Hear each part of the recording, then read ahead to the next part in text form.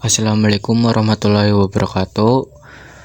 Perkenalkan, nama saya Ahmad Fauzi dari kelas PPLG 2. Di sini saya akan menjelaskan tentang komponen diagram, objek diagram, dan komposit diagram. Komponen diagram. Komponen diagram dapat dianggap sebagai diagram khusus dari UML. Diagram ini tidak menggambarkan fungsi-fungsi dari sistem, melainkan menggambarkan komponen-komponen yang digunakan untuk membuat fungsi-fungsi yang ada dapat berjalan. Sebagai contoh, pada sistem perpustakaan, Anda mempunyai fungsi dalam mencatat peminjaman.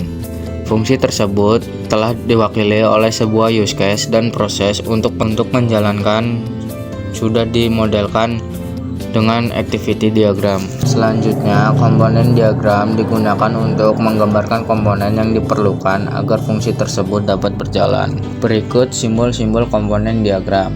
Yang pertama adalah komponen. Komponen adalah elemen utama dari sebuah komponen diagram.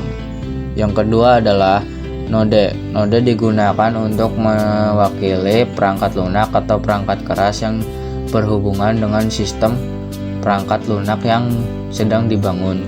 Yang ketiga adalah antarmuka. Antarmuka adalah komponen yang digunakan oleh perangkat lunak untuk menghubungkan sebuah komponen.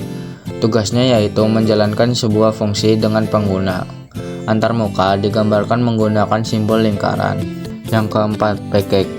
Package digunakan untuk menggambarkan suatu komponen di organisasi. Yang kelima, relasi. Relasi menggambarkan hubungan atau komunikasi antara komponen-komponen yang ada di komponen diagram. Beberapa tipe relasi yang ada. Yang pertama digambarkan menggunakan simbol garis lurus, dan yang kedua digambarkan dengan tanda panah kosong. Yang keenam, dependensi. Ketergantungan digunakan untuk menggambarkan ketergantungan sebuah komponen pada komponen lainnya. Ketergantungan digambarkan dengan menggunakan simbol tanda panah dengan garis putus-putus. Tujuan penelitian komponen diagram.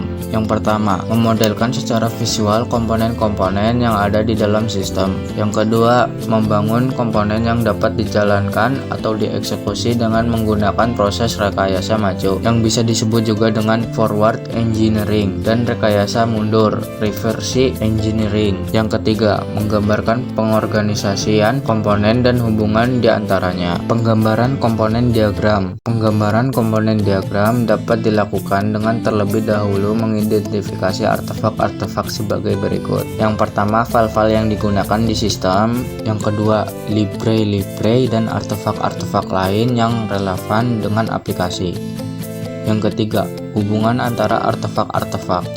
Setelah mengidentifikasi seluruh artefak-artefak yang ada, terdapat beberapa tips dalam membuat komponen diagram yang perlu diperhatikan, antara lain sebagai berikut.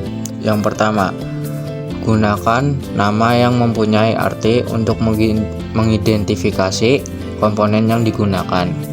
Yang kedua, buatlah gambaran layout dari komponen diagram sebelum digambar menggunakan perangkat lunak, star UML, atau tool yang lain. Yang ketiga, gunakan catatan untuk mengklarifikasikan poin-poin penting. Berikut adalah contoh kasus sistem perpustakaan diagram. Selanjutnya, kita akan membahas objek diagram. Objek diagram merupakan turunan dari kelas diagram. Oleh karena itu, objek diagram akan bergantung kepada kelas diagram. Objek diagram adalah bentuk objek instan dari sebuah kelas diagram. Objek diagram dapat dianggap sebagai pandangan statis dari sebuah sistem pada momen tertentu. Objek diagram digunakan untuk menggambarkan kumpulan objek-objek dan relasi antar objek pada saat tertentu. Langkah-langkah membuat objek diagram. Yang pertama, tentukan instan penting dengan data atau relasi signifikan. Yang kedua, fokus hanya pada instan yang berfungsi. Yang ketiga, optimalkan jumlah instan karena tidak terbatas. Hal penting dalam menggambar objek diagram. Yang pertama, terdiri atas objek-objek. Yang kedua, Gunakan link untuk menghubungkan objek. Yang ketiga, beri nama diagram dengan arti jelas. Yang keempat, identifikasi elemen penting. Yang kelima, klarifikasi hubungan antar objek. Yang keenam, sertakan nilai dari elemen berbeda jika perlu. Yang ketujuh, tambahkan catatan untuk klarifikasi tambahan. Berikut adalah contoh gambar dari kasus sistem perpustakaan dari objek diagram. Selanjutnya kita akan membahas komposit diagram. Komposit diagram adalah salah satu diagram baru yang ditambahkan ke UML 2.0.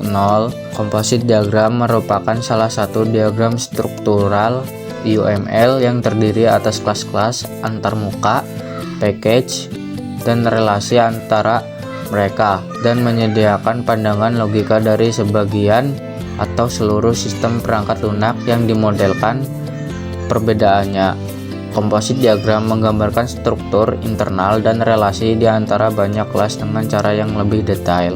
Simbol yang digunakan pada kelas diagram seperti simbol kelas, komponen, dan relasi-relasi.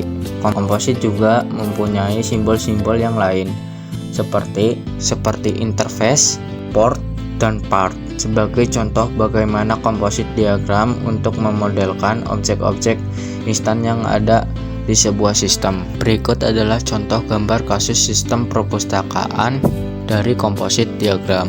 Kesimpulannya, komponen diagram menggambarkan struktur modular dari suatu sistem perangkat lunak, memperhatikan bagaimana komponen-komponen saling terhubung melalui antarmuka dan dependensi objek diagram, menampilkan kondisi nyata dari objek-objek dalam sistem pada suatu saat tertentu, termasuk nilai atribut dan hubungan antar objek.